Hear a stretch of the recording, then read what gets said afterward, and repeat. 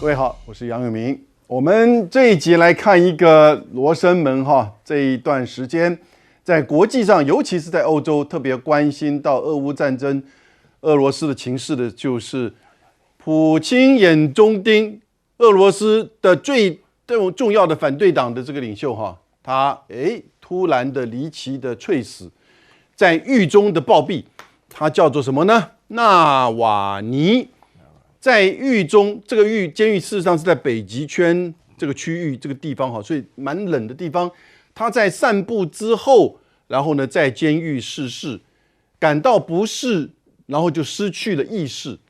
那根据俄罗斯的这个官方的这个媒体的这个报道哈 ，Telegram 说他是死于血栓哦，也就是说这个因为猝死嘛。那塔斯社呢？却引用监狱观察人员说法说，他的生前并没有抱怨心脏不适，光是两个应俄罗斯的官方的媒体说法就有一点对不上。但不管怎么样，他在狱中的这个猝死，出庭斗法官在这个之前最后的身影是曝光了，而他的遗孀看到的时候却就崩溃了。我们看一下这段影片。Ваша честь, я жду, я вам отправлю номер своего лицевого счета, чтобы вы с вашей огромной зарплаты федерального судьи подогревали мой лицевой счет, потому что деньги у меня заканчиваются, а благодаря вашим решениям они закончатся еще быстрее. Так что присылайте. Артем Задович, вы тоже там скидываете всей зоны. Счастливо, до свидания. 各位，你看到，其实这在几天之前，他在跟法官对话的时候，你可以资助我，我快没钱了，看起来还是就是蛮正常的哈。不过当然，如果真的是就是说血栓猝死的话，这是还是有可能情况发生的。他的精神状况不错，幽默的开玩笑。他的太太，他的妻子就说不能相信，那认为普京总是在这个说谎哈。那是不是后面有一只看不见的手？那普京的头号政敌纳瓦尼，他的猝死，那美国总统拜登，就说普京要负责，普京对于纳瓦尼的死负有责任。那这个责任发生在纳瓦尼身上的事，进一步证明普京的残暴跟任何人都不应该被愚弄。我们来看拜登怎么讲。Putin is responsible for Navalny's death. Putin is responsible. What has happened to Navalny is yet more proof of Putin's brutality.No one should be fooled, not in Russia, not at home, not anywhere in the world. 所以从拜登到整个西方，包含那个乌克兰的总统泽连斯基都说他是被普京谋杀的。这样子的一个猝死不是表面上这样子看法。可是呢，俄罗斯的外交部发言人说，美国跟西方就应该纳瓦尼的死亡事件保持克制，等待官方的法医鉴定结果，不应该无端的指责抹黑这个俄罗斯。那我们看一下纳瓦尼他是最著名的过去一直以来的反对派领袖，在普京掌权20多年来的这个正当的合法性不断的就质疑威胁，就是构成他最严重的威胁，而且筹划反政府的街头示威，运用自己的部落跟社群媒体揭露这个克里姆林宫跟俄罗斯的一些贪腐的情况。所以呢，他后来被这个逮捕，然后呢关在北极圈的监狱。我们看一段有关于他的情况。We need to utilize this power to not give up and to remember we are a huge power that is being oppressed by these bad dudes. We don't realize how strong we actually are. The only thing necessary for the triumph of evil is for good people to do nothing. So don't be inactive. 我看我们这一段全部都在讲这个，就是纳瓦尼，他事实上在之前没多久才被移送到我们刚刚讲的，就是在北极圈的这个流放地，也就是这个监狱，简称叫极地狼，最恶名昭彰的这个俄国监狱。然后呢，环境非常的恶劣，生活条件的简陋。虽然我们看到刚才他跟法官的对话的那个房间还 OK，那他但是自己说死亡不只是一次遭到这个下毒，他也说其实这个他们决定杀我，就表示说我们的确够强大。那他自己在社交网上放这些片段呢，表示说他对曾经在片中假扮就是俄罗斯的安全成员，那向该组织的特工套话，被告知毒药当时被藏在他的裤底的内裤，是否企图将他这个毒杀？这个过程当中都被他自己在社群网站给揭露出来。所以呢，当他在2021年返回俄罗斯的时候，他曾经离开过俄罗斯，在机场被逮捕之后，一直到现在被判了3年6个月，那一直到依照诈欺藐视法庭判处9年啊，加起来，所以呢，到最近被移送到北极的这样子的这个监狱，而最后呢，他这个死亡。那这样的死亡，各界怎么解读呢？韩冰，我觉得普丁现在应该是跳到黄河都洗不清了啦，因为不管是不是他真的有下这个手，可是我想全世界大多数人都认定就是他做，因为这个人是他长期的反对者，从至少西方国家都对西方国家一定都是这样认为的啦。那因为说真的，他现在正值壮年嘛，才47岁，比我都还年轻好几岁。那在这种状况下，你说他要突然之间生什么病，突然之间死亡，这个有点可疑。而且我必须讲一个很基本的感觉，就是像我们大家都知道雍正嘛，雍正后来不是把他的8弟啊、9弟啊这些人不是全部都关起来嘛？对，就为什么关起来？这个阿奇纳塞斯黑为什么关起来没过多久，几个月就死了？因为他生活条件极差嘛。生活条件极差，那心情又郁闷的话，就算雍正没有下手，他们也活不下去嘛。那同样的，你这个纳瓦尼被关在哪里？被关在北极狼这个地方，在北极圈呢。对。然后又你给他的食物啊，或者什么待遇不好，甚至你没有给他很那个温暖的衣物的话，然后讲很多人搞不好根本就是撑不下去，冻都冻死在那个地方了。所以他现在说死因是心肌梗塞，那当然还要进一步查证，因为俄罗斯大概他们现在想要的做法就是，那你们不要讲嘛，等我把检验报告拿出来的时候大家看嘛。问题是，我觉得会这样想的人很天真，就是当你把检验报告拿出来，你觉得西方会相信你的检验报告吗？不会，100%不会相信嘛，一定说你造假嘛。所以我觉得不拿出来就没有什么太大意义了，因为西方已经认定就是他干的。包括连泽伦斯基都认定就是他干的，对，就是这样子啊。所以这个东西就是信者恒信，不信者恒不信的。所以我觉得这个对普丁来讲，他是没有办法逃脱这个罪名的。那可是他为什么要在这个时候？假设真是他干的，他为什么要在这个时候做？其实很简单，因为他快要面临大选。对，那这个人其实之前就挑战过他。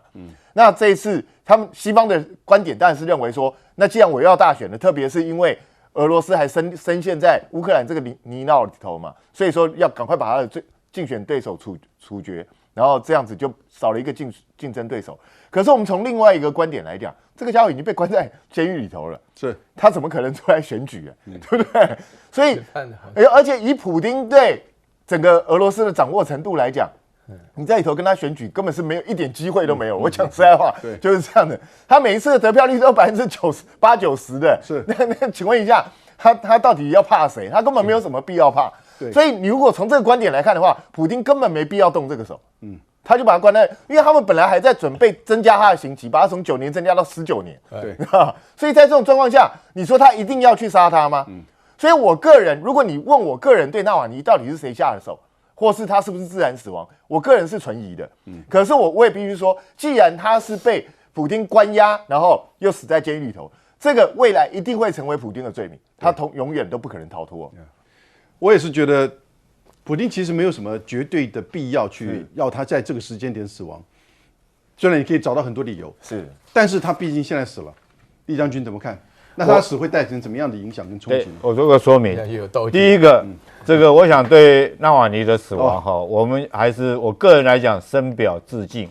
我特别仿照文天祥的《正气歌》其中几句话写了出来：这个人因其心，人权因其心啊。其实它一直是一种人权反贪污的一个斗士，对不对？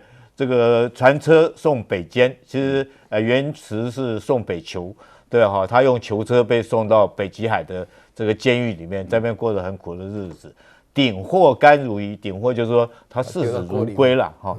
然后最后还说求之不可得，这是我改文天祥的《正气歌》里面来给纳瓦尼表示我的一个敬悼追念。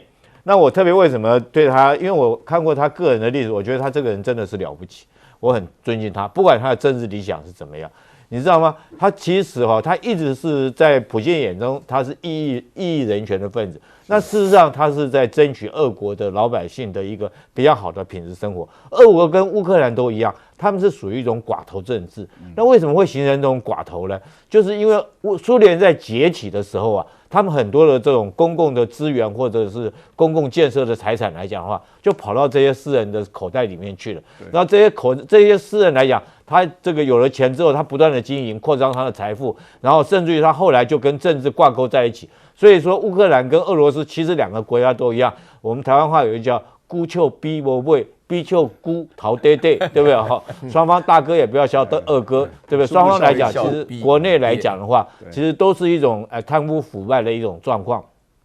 那在这种状况之下，那我们这个先生来讲的话，就是纳瓦尼来讲，他感受到老百姓生活在这种都是政治人物都在贪污腐败，所以他希望能够做这个改善，他就变成说是号召用他本来是一个律师的，就用他的部落格号召人民起来，那很快引起共享。为什么？因为老百姓都感受到这种你们这样不对嘛，你们都寡头政治，都财富累积这么多，然后纳瓦尼还去拍那个空拍普京的住家，非常金碧辉煌，非常的华丽。那老百姓那种相对剥夺感就很大，响应他的人就很多啊。那他的这种号召就深植在民心里面。那当然普京会视他为头号的眼中钉，其实不止普京，包括那些寡头都视他为眼中钉。所以因此状况之下，他就这个。对他下毒嘛，第一次啊，听说那个是用神经毒剂放在他内裤里面，对，然后他就中毒。这手法有点像金正恩谋害他哥哥，也是用这种神经毒剂抹到他脸上。那他中毒以后，他跑到德国去治疗。那合理来讲，你到德国去治疗以后，你就不应该再回俄国去啊！俄国要追杀你，你干嘛回俄国？他毅然决然要回到俄国。所以这一点我为什么讲他说顶祸甘如饴，求之不可得，他就求人得人，他回到。就一下飞机马上就被送到监狱去了，所以这种情操，这种一个人对自己理想的坚持，甚至于到不为死求人得人，我觉得这一点来讲，我们还是给予尊敬的。但是尔后会有什么影响呢？第一个，我觉得不会动摇普京，因为现在俄乌战争打得如火如荼，对不对？俄国需要一个领袖。第二个，这个异议人士，就他的伙伴全部跑掉了。其实，在俄罗斯里面，没有他的那些当初一起共同奋斗伙伴已经都跑掉，所以我觉得对普京来讲不会有太大影响。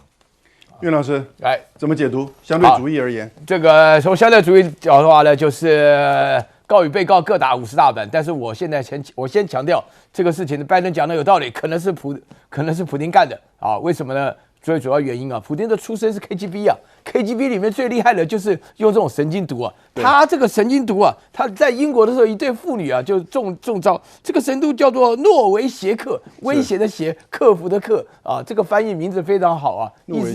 意思也就是说什么呢？就是说呢，你本身来讲啊，普丁要杀掉一个关在牢里面的人太容易了。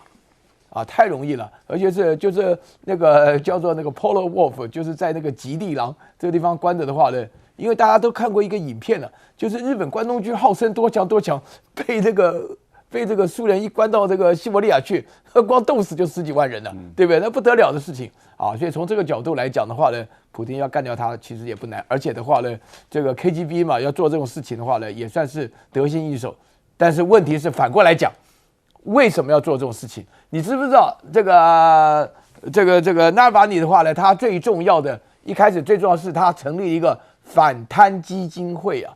这个反贪基金会，因为纳瓦尼本身来讲的话，不是用他个人的名义啊来跟普丁抗衡，而是用普丁的劣行啊来跟他抗衡啊。那换而言之的话呢？使一个纳瓦尼的话呢，又几千个、几百个纳瓦尼会出现的，对不对？因为他跑到外国去的这个俄罗斯人很多，在俄罗斯境内人的话呢，那普丁虽然很厉害，但是他的支持率也70%强而已啊，对不对？还是有20%的人对他来讲的话呢，对他所作所为不一定很欣赏。所以从这个角度来讲的话呢，我觉得，对普丁来讲的话呢，他未必能够釜底抽薪啊，未能够一次解决问题啊。第一个就他有这个必要吗？第二个的话，要解决什么问题呢？因为他已经稳当选了，据说他可以干到2036年了，现在才2024啊，他可以再干12年了，对不对？他本身来讲的话呢，因为俄罗斯人相信他就够了嘛，对不对？那所以说呢，纳瓦尼本身来讲的话呢，我觉得啊，话说回来啊，因为我刚刚跟将军聊了一段时间，将军他佩服得不得了。那我也觉得说是以他的人格了，最伟大的地方就是在德国养病的时候回到俄罗斯嘛。感觉到俄罗斯是地狱啊，德国是天堂啊。从天堂回到地狱当中的话，就顶祸甘如饴啊，就基本上就不怕死啊。就现在果然求人得人死了。死了以后的话呢，我觉得他这个事情的影响会非常深远。为什么呢？因为这不单纯是一个罗生门的问题，这是一个本身来讲是一个宣传上的问题。对，没有真理的情况下，这笔账要记在普丁的头上了。是他到底是怎么死的？现在已经是个罗生门哈。不过他的死亡不会改变普丁的继续连任，也不会改变俄乌战争。可是呢，一定会帮西方国家继续的认定普丁他的就是这个残暴啊。拜登已经这么讲，我想这样子的一个发展是不会改变的。我们休息一下。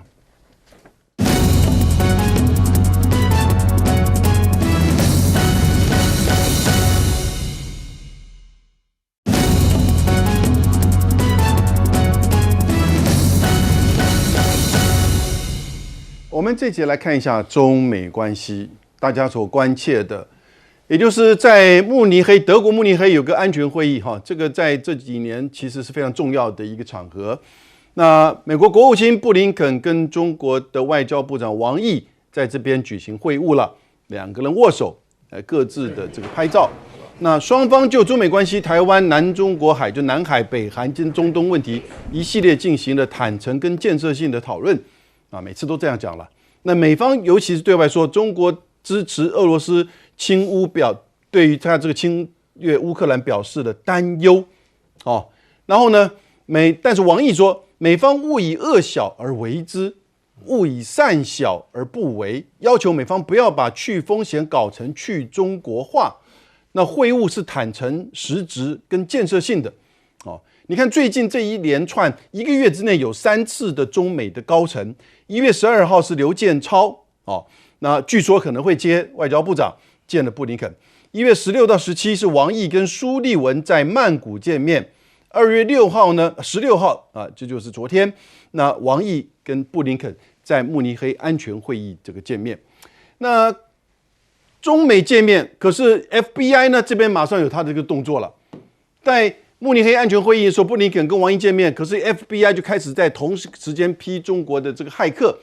在这个会议上 ，FBI 的局长瑞伊啊，各位，这位 FBI 的局长瑞伊，那公开的在这个慕尼黑安全会议上说，中国大陆、俄罗斯的网络攻击，把网络的手段啊，把传统间谍跟经济间谍的这个活动呢结合，然后呢干预选举和这个跨国镇压结合起来，因此呢，他是认为中共正在全力破坏法治世界的安全，这个指控很严重哈，这个指控很严重的。那但是他指出了确实的这个证据吗？还只是一个口头上的说法。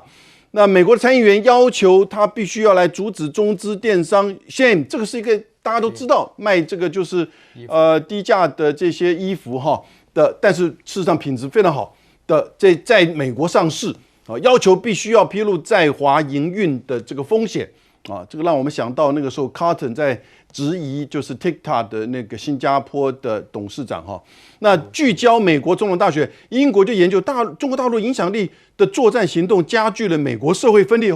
美国社会分裂是中国大陆造成的。OK， 这是英国的研究发现到的，一直企图这个影响。利用 AI 跟许多社群媒体的账号，在11月份美国总统大选之前，要加剧美国的不满跟分裂。哇哦，蛮厉害的。OK， 那是真的如此吗？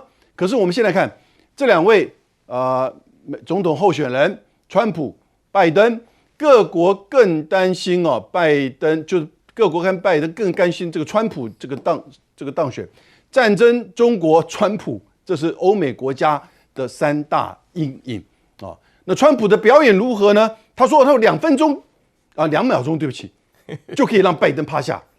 怎么说呢？我们看一下。And you know, when Biden gets up and he barely can read, he can barely stand. Remember, he used to say, I'd like to take him to the back of the barn. And everyone thought it was so cute. When I said I'd love to go back there with that guy, it'd take about 2 seconds. I'd go like this. He'd go down so fast. 2秒钟。其实他的意思是说拜登其实健康真的有问题了，因此有近半的选民认为民主党会因为健康的问题来换掉拜登，有可能吗？最新的民调近半的选民认为，目前已经81岁的这个拜登，不管是在心理还是生理的这个健康上面呢，都可能使得在11月大选之前被民主党给换掉。那因为他的健康问题现在是大有疑虑，所以呢，这些问题都会造成后续这一整年来美国的这个总统大选影响到世界的局势。韩冰，我觉得中美之间当然就是有必要彼此缓解彼此之间的紧张关系，特别是对美国来讲，现在的需求恐怕更迫切，因为拜登现在是内忧外患个不停的，他如果跟中国关系继续搞坏的话，对他11月的大选，我还真的不知道他怎么选。他现在美国自己内部的问题就已经让他焦头烂额了。可是问题是，双方真的有办法和解吗？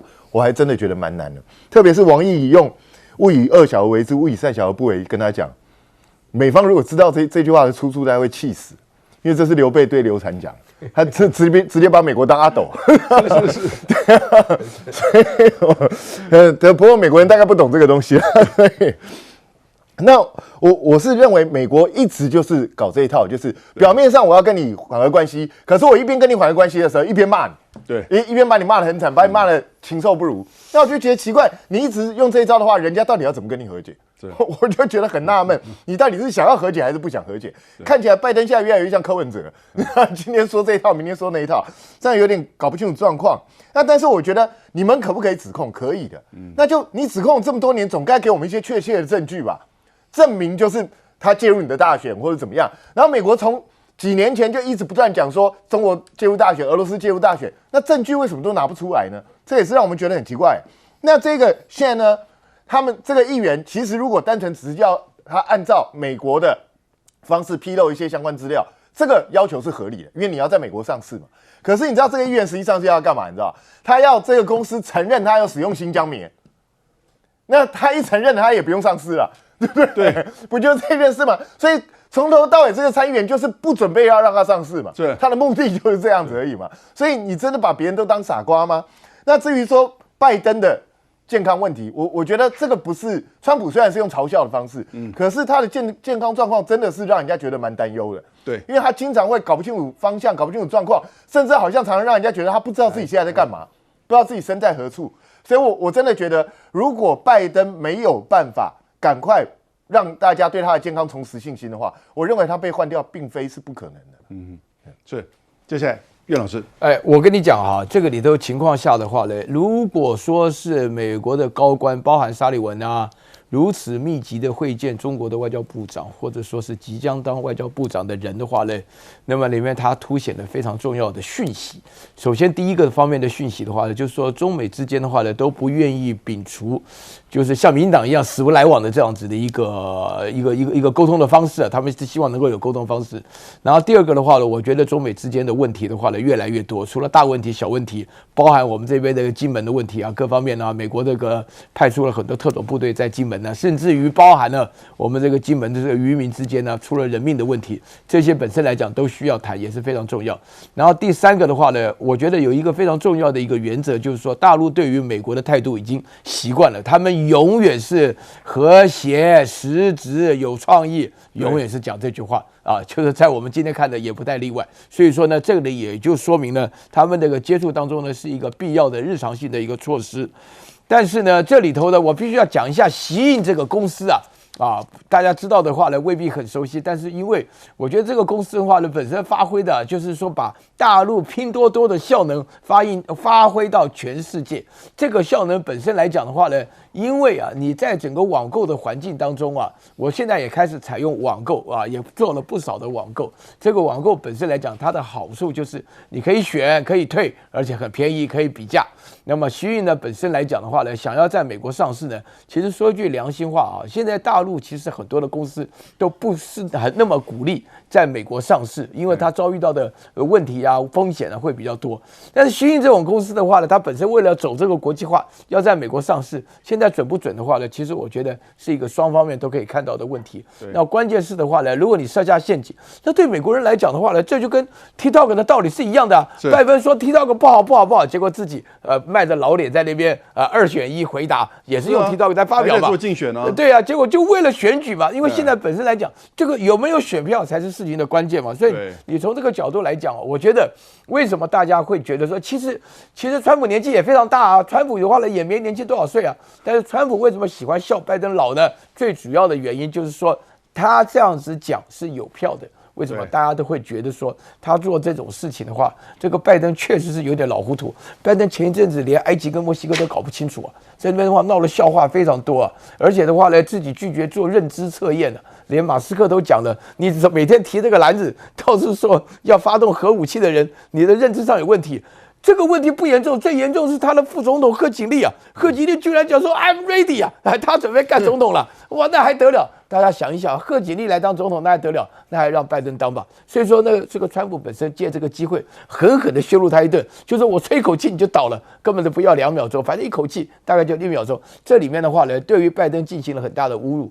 到目前为止啊，很多人都做好准备，连大陆在内啊，台湾在内，全世界各地都要做好。美国总统可能要换人，换上一个大家已经感觉到非常可怕。最主要他是不确定嘛，唯一确定的事情就是他这个人不确定啊，这种情况。川普震撼啊，会不会震撼到全球？似乎已经开始了。李将军，这慕尼黑会议我先跟大家说明一下，其实它是每年都会举行的，它主要是提供各国的一个政要领袖在这边做一个全球的一个安全一个座谈，然后彼此互相交换意见。那我们其实它的风向指标性比较大啦，大概不会有什么具体的签约啊或干嘛这些协议。那我们从今年跟去年做一个比较，去年的慕尼黑会议也是也是布林肯跟王毅2个人见面，但本来他们要谈的是俄乌战争的，后来因为什么？因为气球事件，大家应该都还记得吧？就2个人只是在厕所门口聊了15分钟就结束了。是去年那个时候，这个好像没有什么得到一个具体的内容。那今年比较好一点，双方来讲确实有坐下来谈。对，那我们既然是风向性指标的一个安全座谈，我们听听看他们2个人谈些什么。对，当然他们2个谈的我们是听不到了。可是我们来讲的话，这是很明显，中国方面并没有表达任何新闻稿出来，说双方谈了什么，反而是美国的国务院这个新闻工作室，他提了说了一些他们之间的一些具体谈的东西内容。我们从里面来做一个推敲。第一个，他们说要落实这个习拜2个人在旧金山会谈的一个落实。我觉得这件事情代表什么呢？代表其实就是拜登要选举嘛，拿中国这个习近平当背书嘛。比如说拜登在外交上面还是有所成就的，跟中国来讲还是有建立某一些联系的管道，有所成就。我觉得这个是布林肯第一个要做的动作。他特别提出说，这个去年来讲的话，拜登有跟习近平有见到面，在旧金山会谈。第二个他特别表示他担忧什么？担忧就是俄国的战争俄乌战争里面，他担忧中国支持俄罗斯。那中国到底有没有支持俄罗斯？我们现在不敢讲，因为没有具体证据。可是大概这个我们心知肚明了，可能2个黑熊在打架，对不对？这个北约国家提供乌克兰这么多的军援，那俄罗斯打到现在，你说有没有在技术方面或其他方面？所以这个布林肯讲这种话，我们可以从其中探究到俄乌战争。另外，他关心的就是我们最重要的是台海跟南海的问题。我跟你讲，台海跟南海有一点我觉得很担心的，就第二次我们刚刚讲的第二次王毅见苏利文的时候是在曼谷谈的。那曼谷那天谈完之后1月16号，然后之后就发生一件事情，然后发生什么事情？就是 M5-3航线被抹掉了，是对不对？那时候双方见面谈了以后，这个中国方面讲的，他虽然说还是讲的什么，富有建设性或美国的，但是最后加一句富有成果性。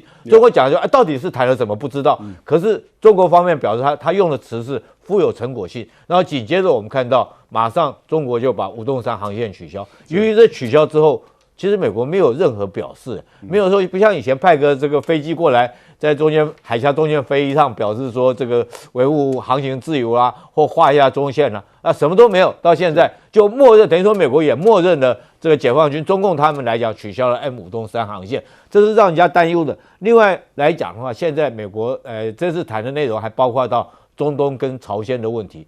那美国强调讲了一句话，我觉得这是关键讲的话，他讲什么？他会继续照顾他盟友跟这个友邦的一些利益。那代表什么？代表美国已经慢慢他是承认他不再是一个单极化的世界，他不见得说是全世界，他已经没有能力全球都听他的。他大概也承认我们美中双方要做好分歧管控，那就是中国来讲，他承认中国有一定在他的势力范围，他有一定他的盟邦，美国有他的盟邦，他只照顾好他自己盟邦。那双方来讲，我们明显看得出来，这就是两极化的社会，大概已经成型了。美国来讲，它就是什么 G7 啊，或者这些。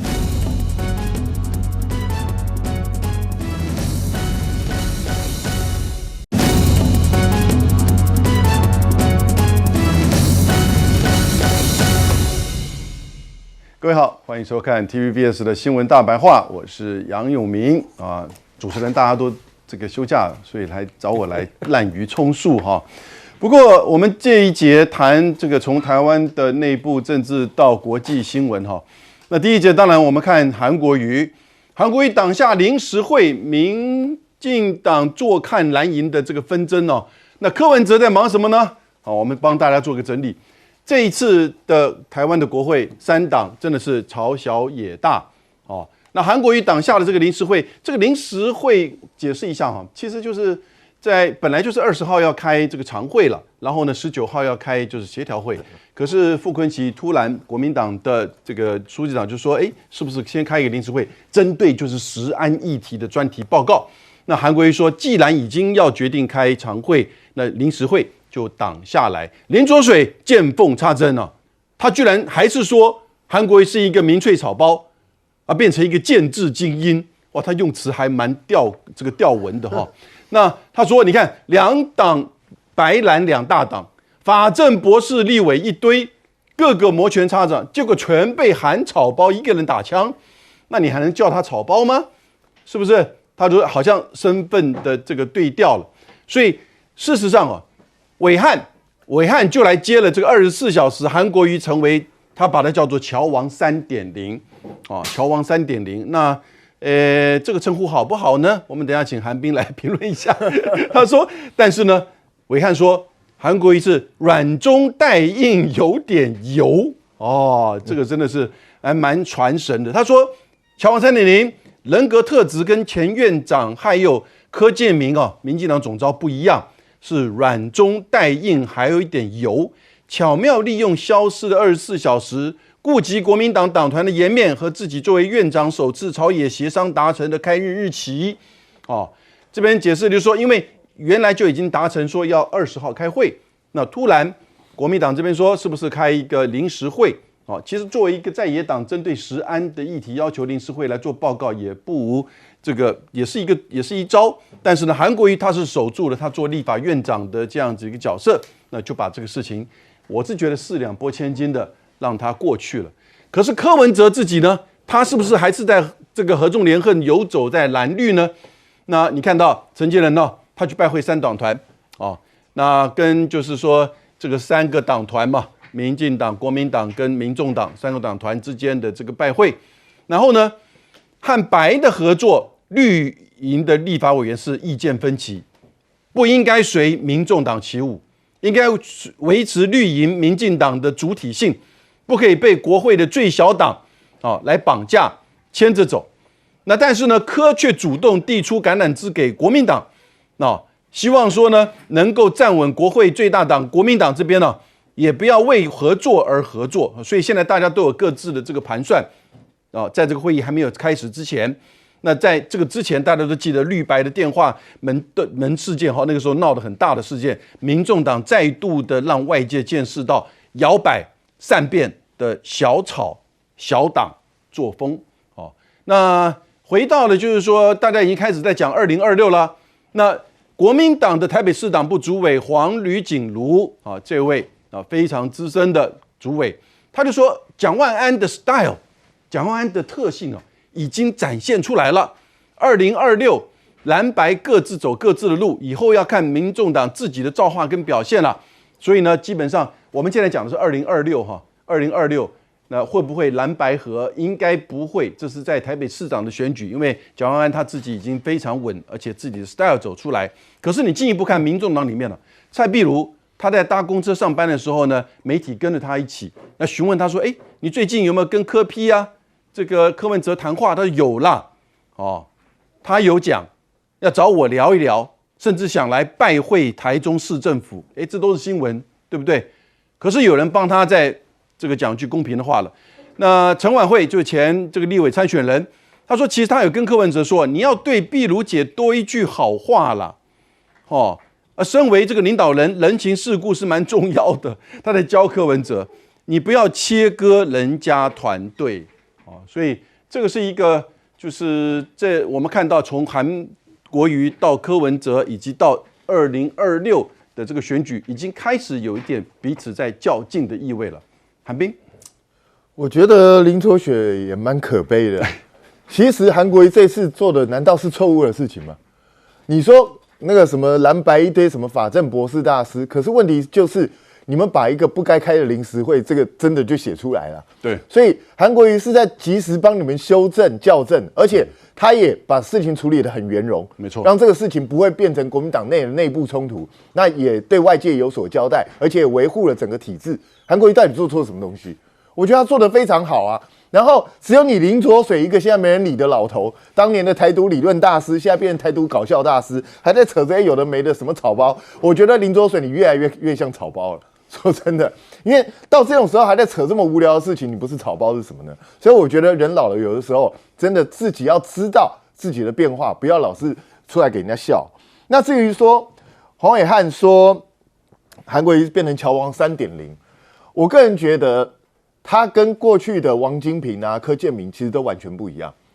那立法院长本来就有一个调和挺奶的一个功能在这里头，这是他的职务，所以他本来就必须要去促成政党之间的协商，然后促进议事的运作，这是他的职责。但这不一定是乔，我觉得这是很重要的。特别是昨天这件事情，为什么我觉得他处理得非常好？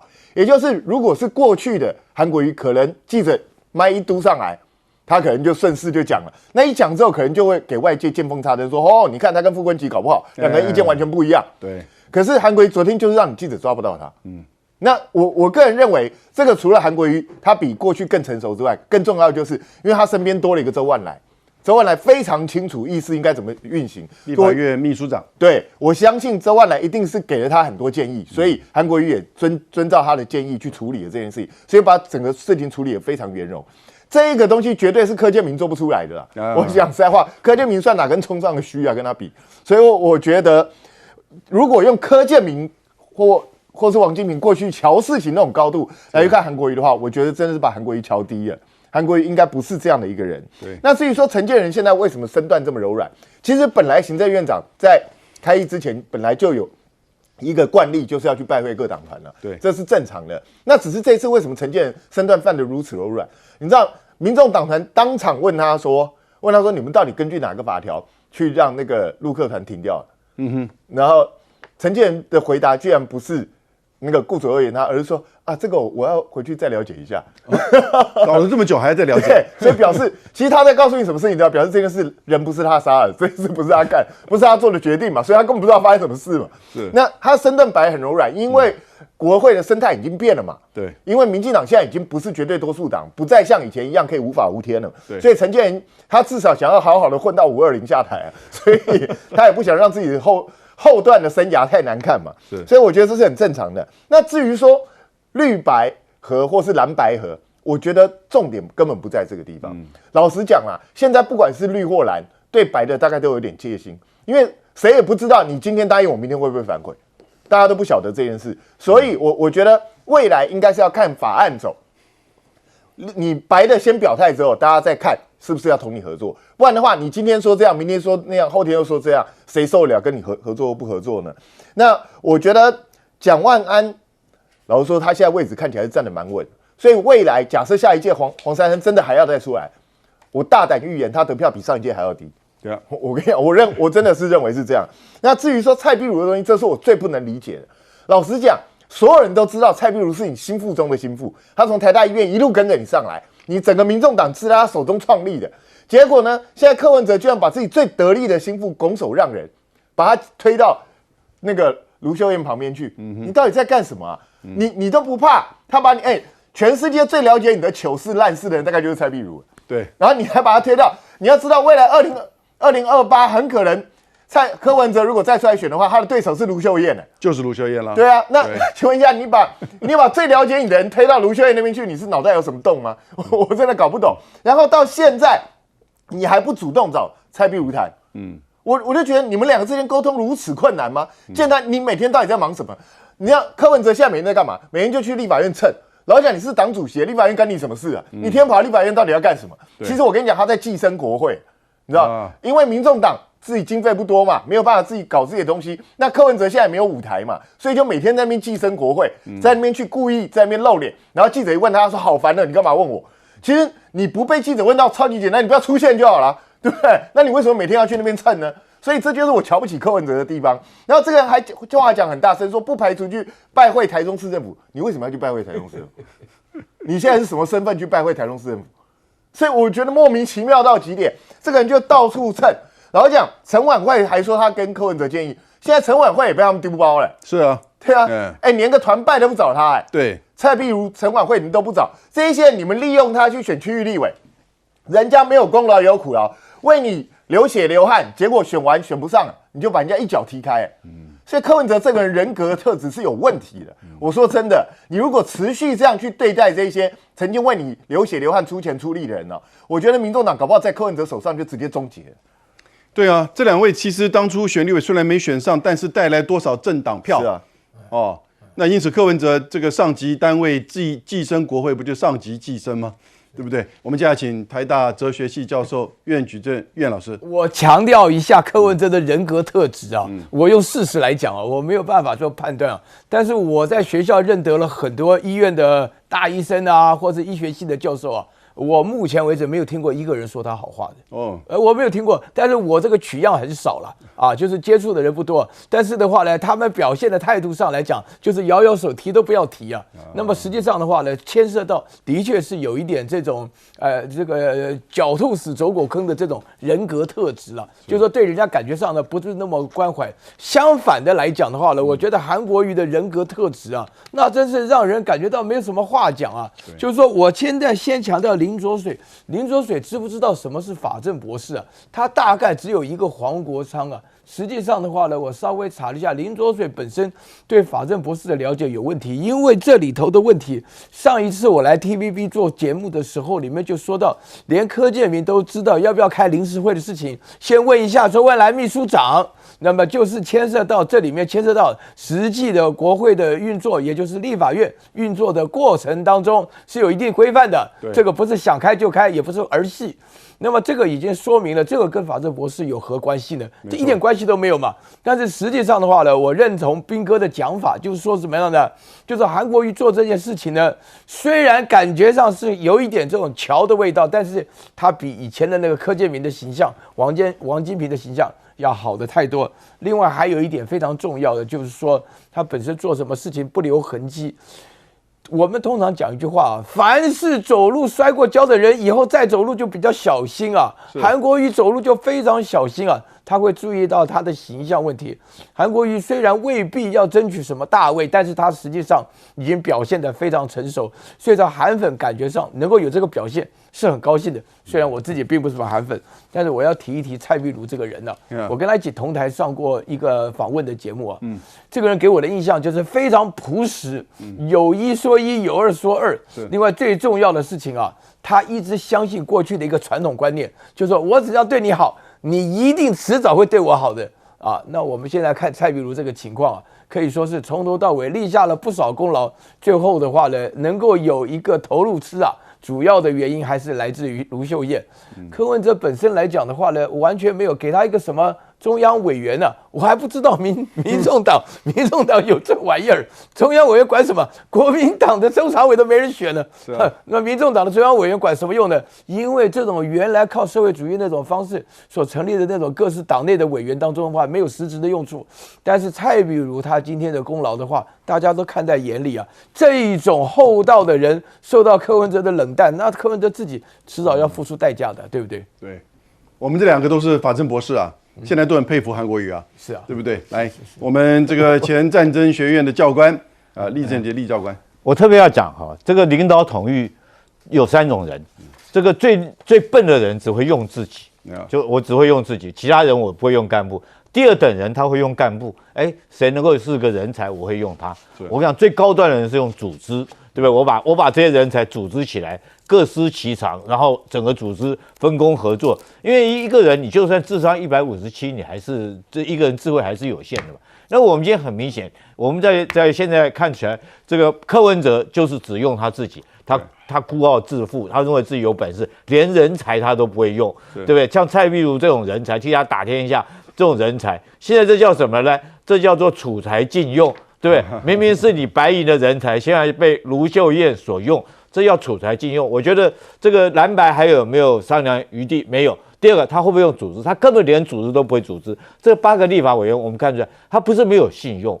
对，这个柯文哲自己本身翻来覆去，很多决定在他一念之间他就做了决定。但最可怕的是8个是不是人才？我觉得是人才了，能够当上立法委员、不分区立委的，能够获得民众认同的，那当然是个人才，怎么不是人才？问题是这些人才来讲，他各有各的想法，对不对？他不见得能够有同一种思想、同一种观念、同一种做法。今天本来他们以这个柯文哲马首是瞻，但是你柯文哲又变来变去，今天左，明天右，一念之间，所以我们看到这个8个小哥吉拉，对不对？这8只小哥吉拉是各有各的想法，各有各的主张，各执一把，各吹各的调。我跟你讲，不是人家不跟你合作，也不是不信任你，而是不晓得要听谁的。你们8个人到底听谁的，以谁的为主？是黄国昌的为主，还是黄珊珊的为主，还是谁为主？从蓝白合开始，一直到这个立法院院长的选举，中间过程，我们大概老百姓都看得很清楚。你没办法，人家没办法跟你合作嘛，你以谁讲的话算数？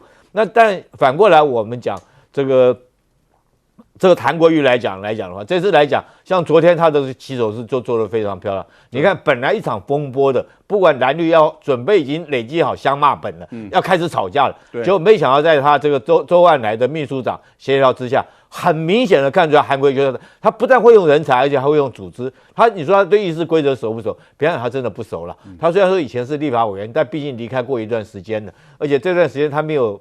绝对不会像周恩来这么熟稔那种议事的立法院的运作的议事的规则，但是他会用人才，他听周恩来的，所以他就这件事情就处理得很好啊。那紧接着下来，我们看到立法院的国民党党团来讲，他会把它组织分工好，不管各召集委员或干什么了。我跟你讲，现在就这句话，这个我们都知道，傅昆萁号称他是屠龙刀，对不对这个屠龙刀号召天下，莫敢不从。但是今天韩国瑜是倚天剑，对不对？倚天既出，谁与争锋？我跟你讲，昨天这场戏演下来，我们就很明显的看得出来，这个傅昆萁会臣服在韩国瑜之下，然后从此以后，大概在副总召，对不对？一定会比较这个在统一一个这个口令下做一个动作。他现在已经道歉了嘛，为了这事情他已经道歉。那你要叫傅昆萁低头，其实不是很容易的事情。他号称花莲王，能够让他低头，他确实是臣服了韩国瑜，他才会低头。那我特别要强调一件事情，从昨天这件事情，让我这个资深的国民党党员黄复兴党